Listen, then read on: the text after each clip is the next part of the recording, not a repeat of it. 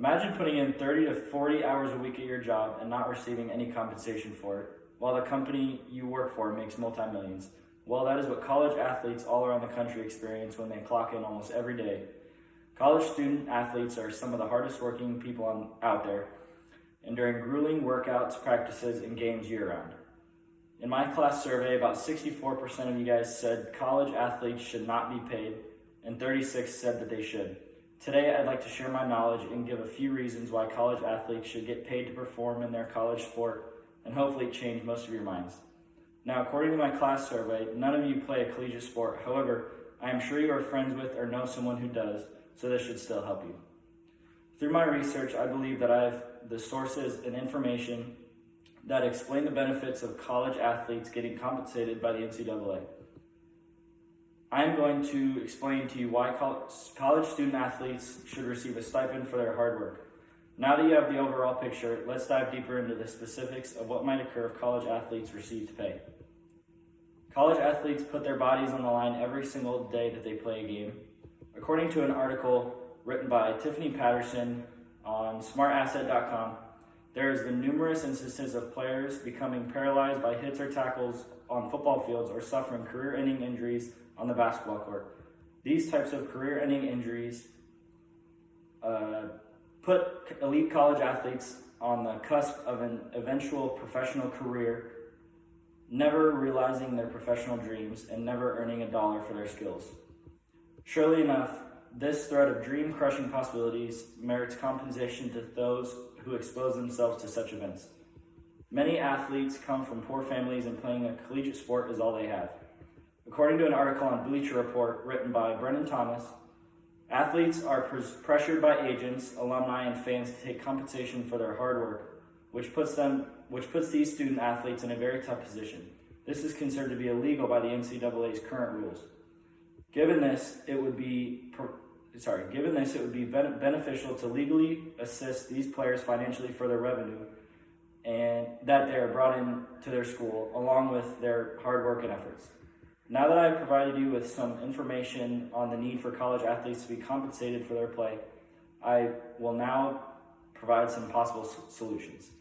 There seem to be a few possible solutions to fairly distribute how much each college athlete is paid. One of the most sensible solutions to the widely discussed issue is them getting paid based on how much scholarship money they are granted. According to Justin Reyes on the article, College Athletes Should Get Paid, he interviewed a college athlete at Greenville University, Walker McDonald, and asked him the question of, should college athletes get paid for playing for the university? Walker said, I believe athletes should be paid based on how much money they get from scholarships. Athletes should at least make enough money to cover their tuition if the scholarship doesn't. New York Times article written by Joe Nacera in 2016 has information on the possibilities of how to pay the players who are seemingly owned by the NCAA. In this article, it says the ESPN college basketball analyst Jay Bilas advocates a free market approach, saying that athletes should reap whatever the market will bear. This approach makes it so players from all divisions in sports are a product of their environment, meaning it won't be equal to everyone, but the ones who produce the most revenue and likeliness to their college will get the benefits that they deserve. A free market would allow players to still make good money despite not having NFL talent if they get hurt before their junior or senior year, for example. This article also states that others promote the so-called Olympic model in which players would generate income from endorsements, autograph jobs, and control of their image and likeliness. This would also allow a star player to earn incremental income off of his own perceived value and popularity, which is how businesses work in the real world. The more successful one is, the more benefits they receive. Now that I've provided a few possible solutions with the help of other sources, let's visualize the consequences and put it into perspective for you. The most substantial pro that one can relate to all this is giving the college athletes what they deserve, right? According to an article written by Malcolm Lemons on HuffPost.com, overall, the average Division I player is worth $170,000 per year, with the 351 Division I basketball programs taking in more than $4.5 million in revenue on average each year. Incredible amount of revenue are being brought to these schools by these athletes, so why aren't they receiving what is due? And that is just an example from basketball, let alone the other collegiate sport programs. In my class survey, I asked if the NCAA decided to pay every college athlete evenly, how much would you believe a fair amount would be paid to them each year? The responses were varied, with figures ranging from $300 to $20,000. And this makes it clear that the rate would be difficult to pinpoint, as I have seen in my research as well, but is still willing to be discussed. Being a realist, it is clear that there could be some complications to this process. Paying college athletes would immediately eliminate the line between amateur and professional sports.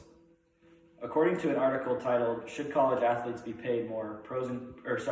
Should College Athletes Be Paid? Pros and Cons" on vetana.org, if that line is eliminated, then the links between an education at a college and sports played at a college would weaken. This would result in athletes who don't eventually